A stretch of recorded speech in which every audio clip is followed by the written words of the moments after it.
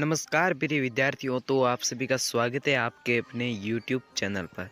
तो विद्यार्थियों, आज हम एक और न्यू वीडियो लेकर आए हैं जो कि आपके RBSE जो राजस्थान बोर्ड से जुड़ा हुआ है। और आज के इस वीडियो में हम आपको बताएंगे कि आपके वो इंग्लिश कॉपी लिखने का है वो किस प्रकार से अच्छा तरीका रहेगा और आपके वो कॉपी लिखने से किस प्रकार से वो 95 प्लस है वो मार्क्स आ सके।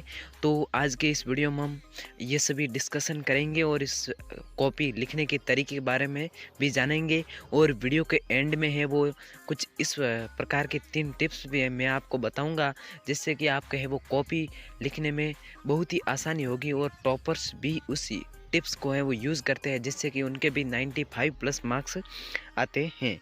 तो वीडियो में लास्ट तक बने रहे। एंड अगर चैनल पर न्यू है तो चैनल को सब्सक्राइब कर दे एंड बेल आइकन को ऑल पर सेलेक्ट करके रखे, ताकि आगे के कोई भी वीडियो की नोटिफिकेशन है वो आपको सबसे पहले मिल सके। और इस वीडियो को लाइक ज़रूर से कर दे। तो चलिए इस वीडियो को स्टार्ट करते हैं।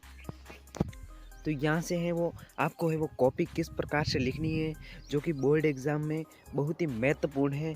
तो इस प्रकार से आपको जैसे यहाँ पे आपका पहला है जो सेक्शन ए या आपको अबसद में दिया गया है, तो उसको सबसे पहले आपको पॉइंट अप करके ऊपर के जो कुछ 2 लाइन को छोड़ करके फिर लिख देना है। और उसमें आपका ये है जैसे आपका कुछ क्वेश्चंस हैं, उसमें आपको क्वेश्चंस है जैसे पहले का है तो पहले में आपको लाइन छोड़ देनी है। कुछ बच्चे होते हैं जो कि उस क्वेश्चंस को भी साथ में लिख देते हैं और उस क्वेश्चंस को आप लिखते हो तो आपका बहुत टाइम बर्बाद हो जाता है। तो आपको ऐसा नहीं करना है, आपको केवल क्वेश्चंस कर देना है या लाइन में, और फिर आपको एक वो क्वेश्चंस वाली पूरी लाइन को छोड़ देना है, ठीक है, या डैश डैश कर देना है। तो वो एग्जामिनर समझ जाएगा कि ये वाला क्वेश्चंस हैं। फिर उस करने से आपको अगर कुछ उस क्वेश्चंस में आपको ऑप्शन दिए गए हैं तो आपको जैसे ऑप्शन नंबर 1 में, तो 1 में ए में क्या है, फिर सेकंड में बी में क्या है, और थर्ड में डी में, और सी में क्या है, तो वो आपको इस प्रकार से लिख देना है। और इस प्रकार से अगर आपको कोई उसमें बड़े ऑप्शन दिए गए हैं, अगर आपको उसका आंसर है बड़ा लिखना है 1 से 2 लाइन में, तो वो आपको इस प्रकार से लिखना है। ये देख सकते हो आप, जिसमें आपको उसका 4 कर देना है, या पॉइंट अप है या क्वेश्चन है तो 4 कर देना है या 1 कर देना है, जो भी है आपका। फिर उस प्रकार से आपको है वो प्रश्न लिख देना है, ठीक है। ये आपको है वो 1 लाइन में उसका आंसर लिखने का तरीका बताया। फिर जैसे आपका क्वेश्चन नंबर 2 है, जिसमें आपको खाली जगह दी गई, यानी कि रिक्त स्थान या कोई भी आपको शब्द दिया गया है जिसको केवल एक वाक्य में ही लिखना है, तो वो जैसे इस प्रकार से हो जाएगा। जैसे क्वेश्चन नंबर 2 है तो आपको एक लाइन छोड़ देनी है ऊपर, और फिर उसके बाद में उसके पहले का जैसे ए में है तो ए में इस प्रकार से लिख के उसके पीछे एक लाइन खींच देनी है। फिर जैसे सेकंड में ऑप्शन नंबर सी था तो सी में ये आपको लिख देना है। फिर ऑप्शन नंबर थर्ड में है वो बी था तो बी में आपको इस प्रकार से लिख देना है। फिर इस प्रकार से ये जो सभी है वो आपको लिख देना है, जो जिसमें आपको केवल ऑप्शन है वो अबसद में या ABCD में कलेक्ट करने को बोला जाए, उसमें आपको है वो इस प्रकार से लिख देना है। फिर नेक्स्ट चलते हैं आगे, जिसमें है आपको ये इस प्रकार से लिखने हैं कुछ जो कि एक वाक्य में है, ठीक है, इसको भी यही है। फिर आपके ग्रामेटिकल प्रश्न आ जाते हैं जो ग्रामर के लिए बहुत ही महत्वपूर्ण है। वो तो आपके जो अनसीन पैसेज और सीन पैसेज के थे, ये हैं आपके ग्रामिकल जो ग्रामर है उसके पे है नंबर, ठीक है।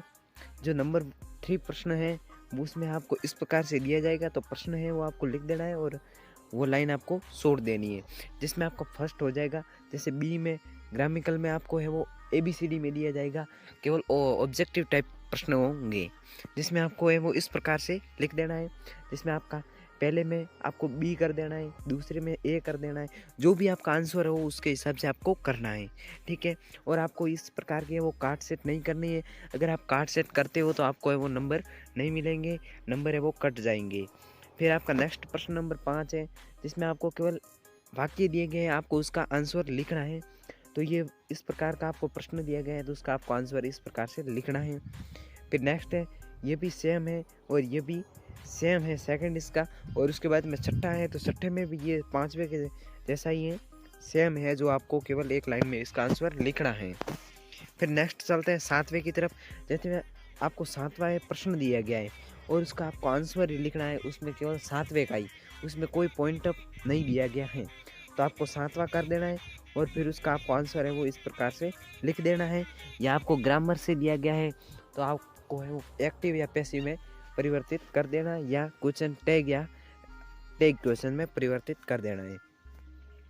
फिर आपका नेक्स्ट है जैसे 8वां, इसमें आपको है वो प्रश्न दिया गया है तो प्रश्न आपको नहीं लिखना है, खाली जगह छोड़ देनी है पूरी लाइन में, और फिर आपको उसका आंसर है वो लिख देना है और पीछे क्वेश्चन मार्क डाल देना है। अगर आपका क्वेश्चन टैग का है प्रश्न तो क्वेश्चन मार्क डाल देना है, और अगर नहीं है तो आपको केवल एक लाइन कर देनी है।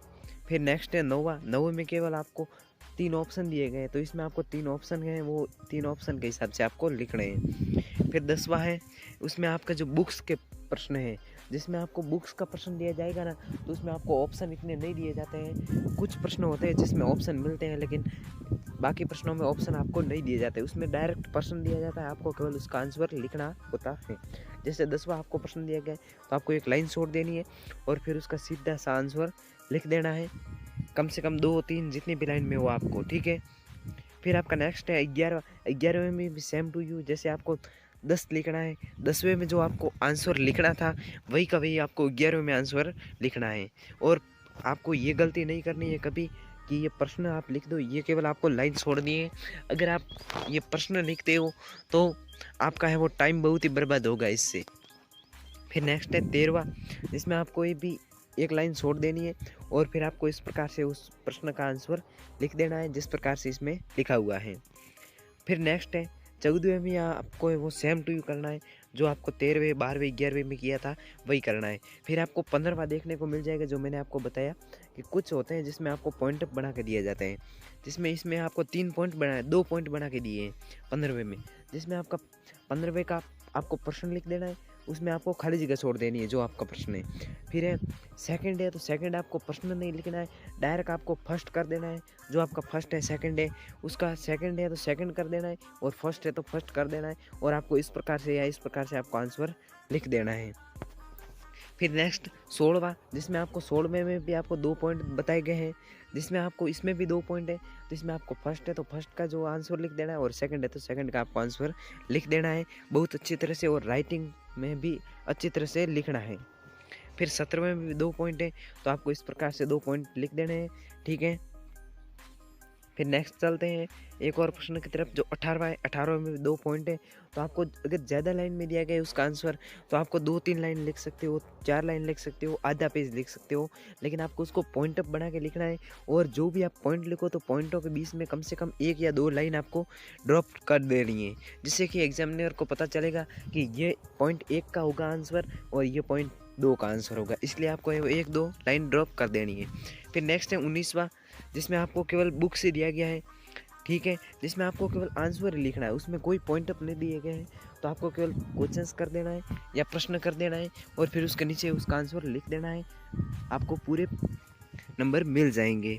फिर नेक्स्ट है आपका 20वां, इसमें भी आपको है वो केवल पूरा प्रश्न लिखना है, इसमें कोई पॉइंट अप नहीं दिया गया है, तो इसमें केवल आपको उसका आंसर लिख देना है प्रश्न के साथ साथ।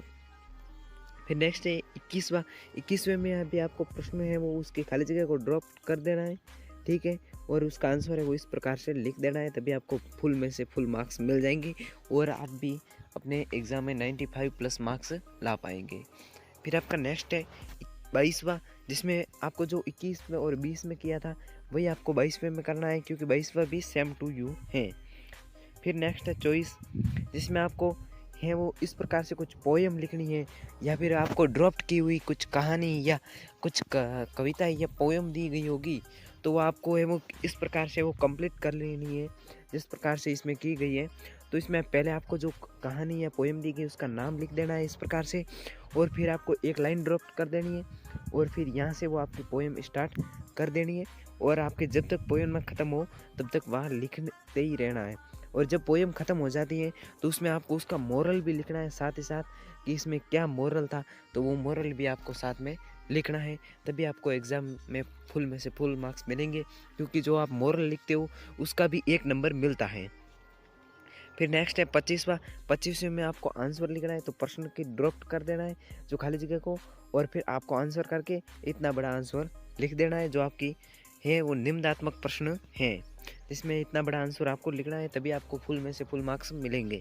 फिर आपको नेक्स्ट है जिसमें आपको ये है वो इस प्रकार से लिख देने। अगर आपने कोई ड्रॉप कर दिया है और आपको ज़्यादा से ज़्यादा तो वो प्रश्न को क्रम के अनुसार लिखना है, और अगर आपको नहीं आता है प्रश्न कुछ तो वो आप क्रम को तोड़ करके भी लिख सकते हो। जैसे आपको कोई पहला प्रश्न आता है और उसके बाद में डायरेक्ट 20वां आता है तो आप 20वां लिख सकते हो, इसमें कोई प्रॉब्लम नहीं है। और सेकंड है, दूसरा है या तीसरा है वो सबसे लास्ट में भी लिख सकते हो। फिर नेक्स्ट है आपका 23वां, इसमें आपको है वो ईमेल लिखना है। तो ईमेल में कुछ इस प्रकार से आपको पते को भर देना है और फिर उसके बाद में आपको ईमेल स्टार्ट कर देना है। जो प्रश्न लिखने का है वो तरीका तो सेम है, फिर आपको आंसर लिख देना है और यहाँ से वो आपको इस प्रकार से वो ईमेल का जो ग्राफ है वो बना देना है और फिर आपको ईमेल है वो स्टार्ट करना है। यहाँ से एक लाइन को आप ड्रॉप कर सकते हो आप करना चाहे तो। फिर यहाँ से वो इस प्रकार से आपको ईमेल लिखना है और फिर आपको है वो योर्स ओबीडेंटली और जो आपको लिखना है वो लिख सकते हो, ठीक है। और इस प्रकार से मैंने आपको बताया। अगर आपके एप्लीकेशन आ जाती है तो एप्लीकेशन है वो आपको यहाँ से वो पूरे पेज में स्टार्ट करनी है और यहाँ से वो आपको पता लिख देना है, ठीक है, जो भी पता हो। और फिर आपको यहाँ पे जो स्कूल प्रिंसिपल का नेम है वगैरह वो लिख देना है और फिर यहाँ से वो आपको सब्जेक्ट लिख देना है और फिर एक लाइन ड्रॉप कर देनी है और फिर यहाँ नीचे आपको सर लिख देना है और फिर आपके जो एप्लीकेशन है वो आपको पूरा का पूरा इस फेयर में लिख देना है। और वो उसके बाद में ये लिखने के बाद में आपको है वो योर्स ओबीडेंटली थैंकिंग यू और यहाँ पे वो लिख देना है, यहाँ पे आपको नहीं लिखना है, ठीक है। ये एप्लीकेशन का फिर भी बता दिया। अगर आपके ईमेल आता है तो ईमेल को में ये लिखना है और एप्लीकेशन आता है तो एप्लीकेशन में मैंने बताया वो लिखना है। तो ये थी कक्षा 10वीं जो इंग्लिश विषय की कॉपी लिखने का तरीका। और ये जो लास्ट वाली ट्रिक्स हैं मैं आपको बता देता हूँ कि आपको मेन एक बात ध्यान रखनी है कि आपकी जो राइटिंग है उसको बहुत अच्छी तरह से और साफ़ सुथरा लिखना है और लिखावट में कम से कम तेज़ी होनी चाहिए, तभी आप पेपर को है वो एग्ज़ाम में कंप्लीट कर पाओगे। और है वो नकल कभी नहीं करनी है, नकल के भरोसे नहीं बैठना, आपको वो तैयारी करनी है। और ये ट्रिक्स हैं जो टॉपर्स भी यूज़ करते हैं, इसलिए उनके भी 95% है वो मार्क्स आ जाते हैं। तो आपको भी अपने एग्ज़ाम के लिए बहुत ही अच्छी तैयारी करनी है और इस प्रकार से वो इंग्लिश विषय की कॉपी लिखनी है। तो अब मिलते हैं नेक्स्ट वीडियो में, तब तक के लिए वंदे मातरम, जय हिंद।